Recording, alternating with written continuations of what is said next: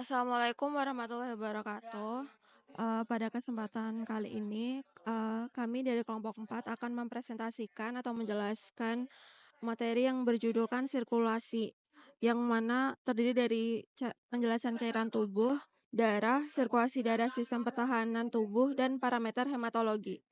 Sebelumnya, perkenalkan anggota kami terlebih dahulu. Yang pertama ada saya sendiri, Anissa Rahma Aprilia dari nomor absen 11, lalu Lois Masmurus absen 10, dan Riyati Hasanah Damanik absen 12. Pertama saya akan menjelaskan tentang sirkulasi darah. Jadi apa sih itu sirkulasi darah? Sirkulasi darah adalah proses peredaran darah dan cairan tubuh dalam suatu organisme untuk mengangkut oksigen, nutrisi, hormon, dan zat-zat penting lainnya ke seluruh tubuh serta membuang zat sisa metabolisme. Sistem sirkulasi ini tuh melibatkan jantung, pembuluh darah, dan darah yang berfungsi untuk menjaga keseimbangan dan kelangsungan hidup organisme. Sirkulasi darah itu berperan penting dalam distribusi oksigen, nutrisi, dan zat-zat penting ke seluruh tubuh. Nah, sistem ini juga berperan dalam mekanisme pertahanan tubuh dan regulasi keseimbangan tubuh. Selanjutnya akan diteruskan oleh rekan saya. Oke, kali ini saya akan menjelaskan cairan tubuh pada ikan. Apa itu cairan tubuh pada ikan? Cairan tubuh pada ikan adalah seluruh cairan yang terdapat dalam tubuh ikan yang berperan dalam berbagai proses fisiologis termasuk transportasi zat, keseimbangan osmotik, dan sistem imun. Oke, di sini ada dua jenis cairan tubuh pada ikan. Yang pertama itu adalah cairan intraseluler atau ICF.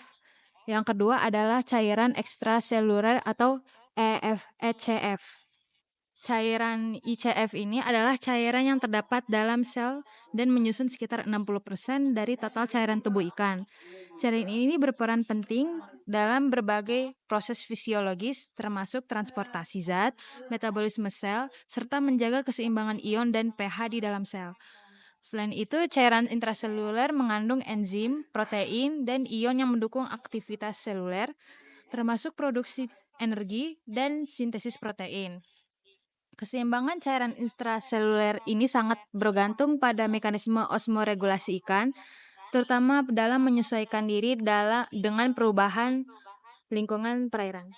Yang kedua adalah cairan ECF atau cairan ekstraseluler. Cairan ini terdiri dari plasma darah, yang bagian darahnya itu membawa nutrisi, hormon, dan limbah metabolik. Lalu ada cairan interstitial yang berada di antara sel-sel yang dan berperan dalam pertukaran zat antara darah dan jaringan. Lalu ada cairan transseluler. Cairan ini termasuk cairan yang terdapat dalam rongga tubuh tertentu seperti cairan dalam mata dan sistem pencernaan. Lalu di sini adalah fungsi cairan tubuh. Yang pertama itu membantu transportasi zat pada ikan, menjaga keseimbangan elektrolit, mengatur suhu tubuh, dan mendukung fungsi enzim dan reaksi metabolik. Oke, selanjutnya itu adalah darah. Darah pada ikan ini tersusun atas sel-sel yang terendam dalam plasma darah. Darah merupakan salah satu komponen penting dalam sistem transport yang sangat vital keberadaannya. Darah punya peranan penting sebagai pengangkut zat-zat kimia seperti hormon, sebagai pengangkut zat buangan, hasil metabolisme tubuh ikan, atau sebagai pengangkut oksigen dan karbon dioksida. Sel-sel darah pada ikan dari sel darah merah atau eritrosit, sel darah putih atau leukosit, serta cairan darah yang mengandung nutrien dan sisa metabolisme. Lalu ada komponen penyusun dari darah. Ada plasma darah yang mengandung air, protein, elektrolit, dan zat gizi. Lalu ada sel darah merah atau eritrosit yang berperan dalam transportasi oksigen. Lalu ada sel darah putih atau leukosit yang berperan dalam sistem imun, dan trombosit berfungsi untuk membantu dalam proses pembekuan darah. Oke, selanjutnya ada sistem sirkulasi darah pada ikan. Jadi, ikan ini memiliki pola sirkulasi tunggal di mana darah akan melewati jantung hanya sekali dalam setiap rangkaian lengkap. Darah ini hanya mengalami kekurangan oksigen mulai dari jaringan tubuh dan datang ke jantung, lalu dipompa ke insang. Nah, pertukaran gas ini terjadi dalam insang dan darah yang beroksigen akan diedarkan dari insang ke seluruh tubuh. Sistem peredaran darah pada ikan terbilang cukup sederhana karena hanya terdiri dari pembuluh jantung, darah, dan pembuluh darah. Selanjutnya adalah struktur jantung ikan. Jadi pada jantung ikan itu terdapat 4 bagian. Yang pertama itu adalah sinus venosus, di mana sinus venosus ini adalah ruang tambahan yang berdinding tipis dan juga hampir tidak memiliki jaringan otot. Selanjutnya ada atrium. Atrium ini adalah ruang tunggal yang memiliki dinding relatif tipis yang terletak di anterior dari sinus venosus. Selanjutnya ada ventricle, di mana ventricle ini adalah ruang dalam jantung ikan yang berdinding tebal, berotot, dan hanya menerima darah dari atrium saja. Selanjutnya adalah bulbus arteriosus. Jadi ini adalah ruangan berdinding tipis, berfungsi sebagai kapasitor yang menjaga aliran darah terus-menerus ke lengkungan insang. Oke, slide selanjutnya adalah saluran darah atau pembuluh darah. Jadi pada pembuluh darah ikan itu terdapat 3 pembuluh darah. Yang pertama itu adalah arteri. Jadi arteri ini adalah saluran yang akan dilalui darah dari insang menuju ke bagian-bagian tubuh. Biasanya darah yang lewat melalui saluran ini itu mengandung banyak oksigen yang kemudian akan diedarkan ke seluruh tubuh. Selanjutnya adalah vena. Jadi vena ini adalah pembuluh darah balik yang mengalirkan darah ke jantung. Struktur vena ini sama atau mirip sama arteri, hanya saja si vena ini dindingnya itu lebih tipis tapi rongganya itu jauh lebih besar daripada arteri. Kemudian adalah kapiler. Jadi kapiler ini adalah bagian percabangan saluran yang menjadi tempat terjadinya pertukaran gas nutrien antara darah dengan jaringan ataupun sel lainnya. Jadi di sini ada gambar jantung ikan. Pada bagian atas ini ada kapiler badan, selanjutnya ada sinus venosus, di mana sinus venosus ini adalah rongga tambahan yang terdapat pada jantung. Kemudian ada atrium, nantinya darah yang mengandung karbon dioksida itu akan mengalir ke atrium. Selanjutnya akan mengalir ke ruangan ventrikel, di mana ventrikel ini adalah rongga yang terdapat pada jantung yang memiliki dinding tebal. Nanti dia melewati semacam katup ini. Jadi fungsinya katup ini adalah untuk menghalangi agar si darah yang udah keluar dari ventrikel ini dia nggak kembali masuk lagi ke atrium. Selanjutnya dari ventrikel dia akan mengalir ke kapiler insang, itu melewati bulbus arteriosus. Jadi bulbus arteriosus ini adalah untuk membantu sebagai kapasitor untuk membantu menjaga darah yang terus mengalir ke kapiler insang.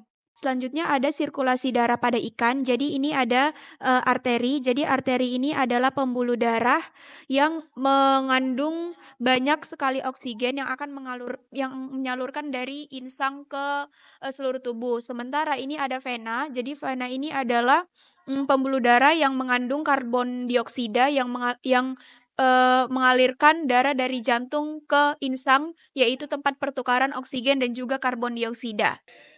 Selanjutnya adalah sistem pertahanan pada tubuh ikan. Jadi pada tubuh ikan itu ada 2 sistem pertahanan. Yang pertama adalah sistem pertahanan yang spesifik dan juga yang non-spesifik. Tapi ikan itu lebih mengandalkan mekanisme sistem kekebalan non-spesifik dibandingkan dengan sistem kekebalan spesifiknya. Pertahanan non-spesifik ini merupakan sistem kekebalan tubuh yang sangat penting bagi ikan. Respon imun pada ikan baru terbentuk secara sempurna ketika mencapai usia dewasa. Ikan muda ini tidak memiliki respon imun spesifik yang optimal, sehingga bergantung pada respon seluler non-spesifik untuk bertahan dari infeksi mikroba. Oleh karena itu, pertahanan non-spesifik ini menjadi mekanisme utama dalam melindungi ikan pada tahap benih dan juga ikan muda. Jenis sistem pertahanan pada ikan. Jadi ada 2. Yang pertama itu ada sistem pertahanan bawaan atau innate. Yang kedua ada sistem pertahanan dapatan atau adaptif. Jadi yang pertama, sistem pertahanan bawaan ini adalah sistem pertahanan non-spesifik yang bereaksi terhadap semua zat asing dalam tubuh, termasuk kolonisasi dan infeksi oleh organisme patogen. Selanjutnya adalah sistem pertahanan dapatan ataupun adaptif. Jadi sistem ini hanya berfungsi setelah diinduksi melalui paparan patogen atau produk yang berasal dari patogen, seperti lipopolisakarida dan vaksin. Nah, ini berbeda dengan sistem bawaan. Sistem ini bersifat spesifik dan hanya bereaksi terhadap antigen tertentu. Nah, yang pertama ada komponen sistem imun non-spesifik. Jadi, sistem imun non-spesifik pada ikan ini terdiri dari penghalang fisik terhadap infeksi, pertahanan humoral, dan sel-sel fagositik yang terdiri dari leukosit, granulosit, dan agranulosit. Ikan teleostei ini memiliki beberapa penghalang fisik terhadap infeksi seperti kulit dan mukus. Mukus ini berperan dalam menghambat kolonisasi mikroorganisme pada kulit, insang, dan juga mukosa. Mukus insang ini mengandung imunoglobin alami yang bukan merupakan hasil respon terhadap pemaparan antigen, tetapi berfungsi menghancurkan patogen yang menginvasi tubuh. Selain itu, sisik dan kulit ini berfungsi sebagai pelindung fisik yang melindungi ikan dari cedera, serta berperan dalam mengendalikan osmolaritas tubuh. Kerusakan pada ikan atau kulit dapat mempermudah patogen menginfeksi inang. Lanjutnya adalah komponen sistem imun spesifik. Yang pertama adalah komponen sistem imun spesifik ini terdiri dari limfosit B, di mana ini berperan dalam produksi antibodi imunoglobin untuk melawan patogen spesifik. Selanjutnya adalah limfosit T, ini terdiri dari sel T helper yang bisa membantu aktivasi sel B dan respons imun lainnya. Selanjutnya adalah sel T sitotoksik yang menghancurkan sel yang terinfeksi patogen. Selanjutnya ada antibodi atau imunoglobulin. Jadi ini protein yang mengenali dan menetralkan antigen spesifik. Selanjutnya ada MHC atau Major Histocompatibility Complex, yaitu molekul yang mempresentasikan antigen ke sel imun. Selanjutnya ada sel dendritik dan makrofag. Jadi ini berperan sebagai antigen presenting cells untuk mengenalkan antigen kepada limfosit. Baik, yang selanjutnya ada parameter hematologi.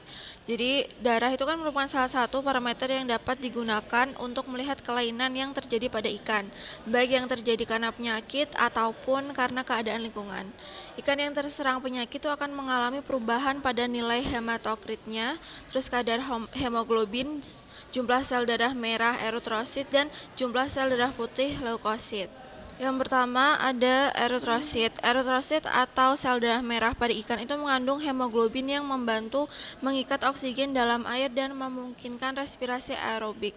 Jadi jumlah sel darah merah itu bergantung kepada stadia hidup, kebiasaan hidup, dan kondisi lingkungan ikan. Lalu jumlah sel darah merah juga dipengaruhi oleh musim, suhu, serta status gizi dan kesehatan ikan. Nah, secara umum jumlah eritrosit normal pada ikan ada 2-300 kali 10 pangkat 1 sel per milimeter kubik. Nah, jumlah eritrosit yang rendah itu menunjukkan terjadinya anemia, sedangkan jumlah eritrosit yang tinggi itu menandakan bahwa ikan dalam keadaan stres. Selanjutnya ada leukosit. Leukosit atau sel darah putih itu merupakan komponen penting di mana mempunyai peran dalam sistem kekebalan tubuh ikan yang melindungi ikan dari infeksi, patogen, dan penyakit. Nah, naiknya jumlah leukosit itu merupakan indikator adanya infeksi. Sedangkan turunnya jumlah leukosit itu menandakan ikan stres. Nah, secara umum jumlah leukosit ikan yang normal itu 32.000 sampai 146.000 sel per milimeter kubik, dan ikan dewasa yang sehat itu berkisar 20.000 sampai 146.000 sel per milimeter kubik. Selanjutnya ada hematokrit. Hematokrit adalah persentase volume sel darah merah terhadap total volume darah dalam tubuh ikan. Nilai hematokrit itu berhubungan langsung dengan jumlah eritrosit ikan. Artinya, semakin tinggi jumlah eritrosit, maka semakin tinggi nilai hematokrit, dan sebaliknya. Hematokrit yang terlalu rendah itu bisa mengindikasikan anemia atau gangguan kesehatan lainnya, sedangkan hematokrit yang terlalu tinggi dapat menunjukkan dehidrasi atau peningkatan produksi eritrosit. Kadar normal hematokrit ikan itu bervariasi, tetapi umumnya berkisar 20 hingga 50% tergantung spesies dan kondisi lingkungan. Selanjutnya ada hemoglobin. Hemoglobin adalah protein yang terdapat dalam eritrosit atau sel darah merah. Hemoglobin ini tuh mengikat serta mengangkut oksigen dari insang ke seluruh tubuh dan berperan dalam transportasi karbon dioksida. Kadar hemoglobin di bawah kisaran normal itu mengindikasikan rendahnya kandungan protein pakan, defisiensi vitamin, dan kualitas air buruk atau ikan mendapat infeksi. Nah, kadar hemoglobin di atas kadar normal itu dapat disebabkan oleh ikan yang stres, terdehidrasi, atau terkena gangguan organ darah. Secara umum, kadar hemoglobin yang normal untuk ikan dalam darah ikan itu berkisar antara 5 sampai 15 G%. Selanjutnya ada diferensial leukosit. Nah, diferensial leukosit ini tuh digunakan sebagai salah satu parameter untuk menentukan status kesehatan ikan. Pengamatan diferensial leukosit itu meliputi pengamatan neutrofil, basofil, eosinofil, monosit, dan limfosit. Yang pertama ada neutrofil. Neutrofil itu merupakan jenis sel darah putih yang berperan dalam sistem pertahanan tubuh.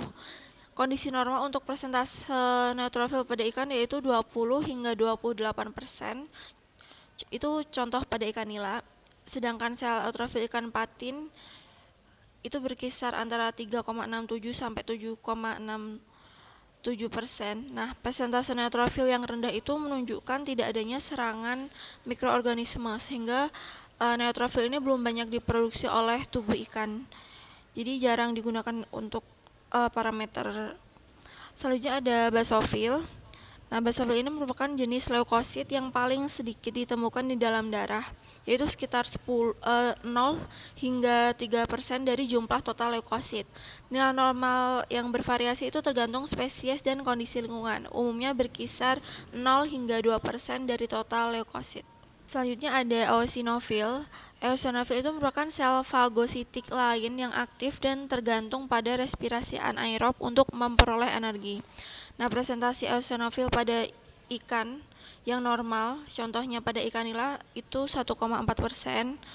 Mungkin pada beberapa jenis ikan di lain itu sekitar segitu juga. Terus selanjutnya ada monosit. Monosit itu merupakan leukosit terbesar dengan inti menyerupai ginjal dan berperan dalam sistem pertahanan. Umum normalnya itu berada di kisaran 3,5 hingga 6% dari total leukosit. Penurunan monosit itu mengindikasikan peradangan, sedangkan peningkatan terjadi sebagai respon terhadap stres. Yang terakhir ada limfosit. Limfosit berperan dalam sistem kekebalan spesifik ikan dan meningkat sebagai respon terhadap stres lingkungan seperti perubahan suhu dan kepadatan. Peningkatan limfosit itu mencerminkan aktivitas imunitas seluler dan dapat menjadi indikator stres kronis.